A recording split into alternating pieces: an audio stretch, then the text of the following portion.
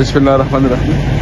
دا خو زه د خپل کور خوا کې ولاړ یم او دلته چاپیره دا زموږ د کور خوا کې دا حال دی او دلته چې نو په بامخیلو کې په مرغوز کې په ټاکوي کې او چاپیره چې دینو زموږ د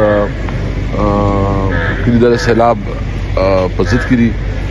ما اوس ډي سره خبرو وکړه او اکسیډنټ سره خبرو وکړه او زه خپل هم زموږ ګرځم دا ټول ځایونه ګورم ډېر لپاره چې څه نیسیسري ارینجمنټ شي ان شاء الله کوو خو بهر حال دا قدرتي افت دی او موږ د حکومت په لیول باندې چې شورا صوبایي حکومت د ذمہواري ان شاء الله خپل ذمہواري وکړي.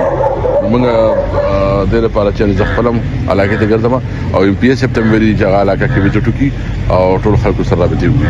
السلام علیکم.